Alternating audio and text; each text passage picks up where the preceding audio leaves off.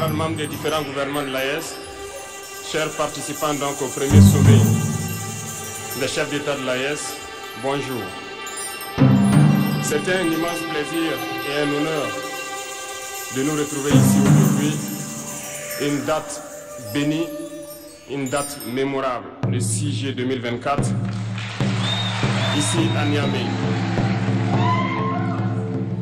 Avant tout propos, rendons grâce à Dieu qui a permis donc que ce jour soit. Nous lui disons merci pour tout ce qu'il a pu faire pour nous jusqu'aujourd'hui et tout ce qu'il fera pour le peuple de l'AES. Permettez-moi également de rendre hommage au peuple nigérien. Ce peuple qui a tant souffert depuis l'avènement du CNSP et qui continue de rester debout. Merci aux Nigériens qui nous ont réservé un accueil chaleureux hier lorsque nous avons foulé le sol de notre patrie ici. Vous êtes plus que des amis, vous êtes plus que des voisins, vous êtes nos frères, vous êtes nos sœurs. Parce que la fraternité va au-delà de l'amitié ou du voisinage. Nous avons le même sang qui coule dans nos veines. Dans nos veines coule le sang de ces vaillants guerriers qui ont combattu et qui ont réservé ces terres que nous appelons Mali, Burkina et Niger. Dans nos veines coule le sang de ces vaillants guerriers qui ont aidé le monde entier à se débarrasser du nazisme et de beaucoup d'autres fléaux. Dans nos veines coule le sang de ces vaillants guerriers qui ont été déportés d'Afrique vers l'Europe, l'Amérique, l'Asie ou je ne sais encore, et qui ont contribué à construire ces États pendant l'esclavage. Dans nos veines coule le sang d'hommes dignes, d'hommes robustes, d'hommes debout. Et pour cela, soyons-en fiers et soyez remerciés d'être ressortissants de l'AES.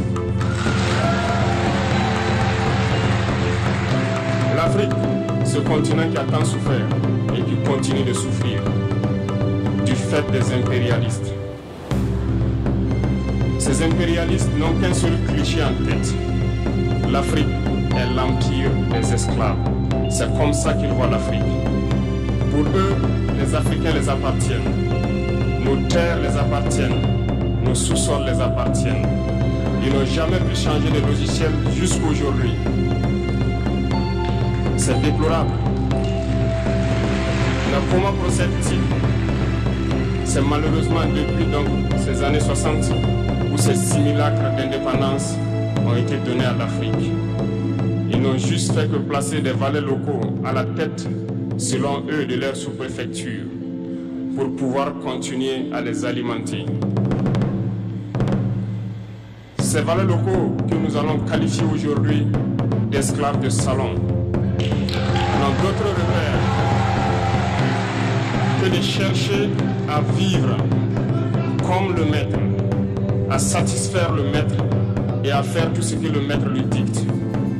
Ils volent, ils pillent nos États, amènent tout chez le maître et leur richesse est conservée chez le maître. Ils font tout pour vivre comme le maître et toujours le satisfaire. Lorsque le maître commande, ils exécutent. Savez-vous qui sont ces esclaves de salon? Eh bien, nous allons vous expliquer ce que c'est. Ce sont des individus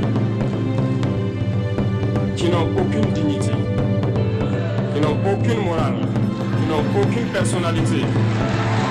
Mais le maître esclave a toujours su identifier ces individus. Ils sont toujours prêts à trahir leurs frères pour satisfaire le maître. Ils nous ont trahis depuis l'indépendance et d'autres continuent jusqu'aujourd'hui à nous trahir au profit de leur maître. Ces individus continuent toujours, contre vents et marées, à piller l'Afrique, à aider le maître à piller l'Afrique. Ils se plaisent à le dire chaque année Dans leur sondage économique, le Burkina est le pays le plus pauvre, le Mali est le pays le plus pauvre, le Niger est le pays le plus pauvre. Nous sommes classés parmi les derniers. Très bien, si nous sommes aussi pauvres qu'ils le disent, mais quand est venu le moment de prendre nos responsabilités, nous avons demandé à ces maîtres de quitter les lieux. Pourquoi ne veulent-ils pas partir? Lorsque nous prenons le cas du Niger, depuis plus de 40 ans, certains pays exploitent l'uranium pour produire de l'énergie chez eux.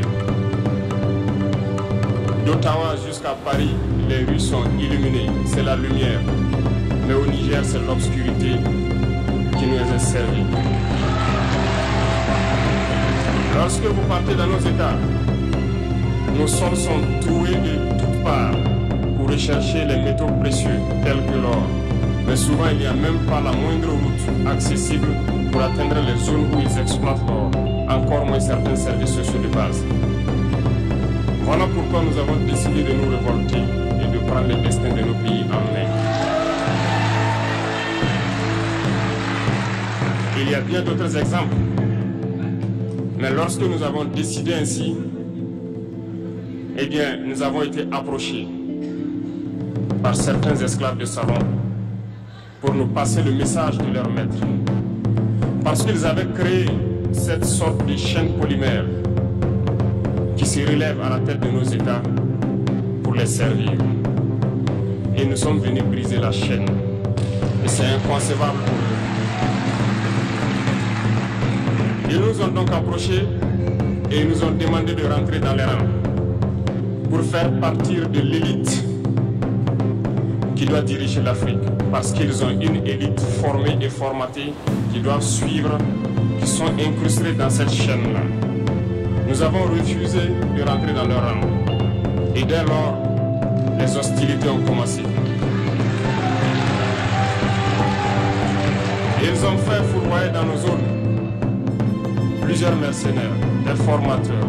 Les agents sont descendus dans le Sahel pour espérer mener des attaques barbares, lâches contre nos populations, espérer les révolter. En plus de ces attaques sur le terrain, les attaques communicationnelles, la manipulation, la désinformation battent son plein dans leur rang. Mais les peuples du Sahel ont compris. Et plus jamais on ne pourra les manipuler. Ils savent d'où ils viennent, ils savent ce qu'ils font et ils savent où ils partent.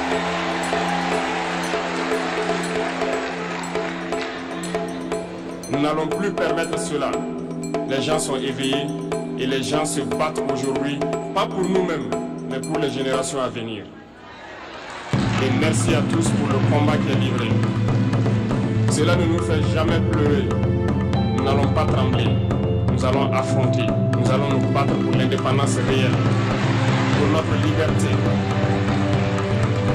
Parce que pour faire peur au peuple de l'AES, ces individus n'ont que 3 termes dans la bouche: démocratie, liberté, droit de l'homme.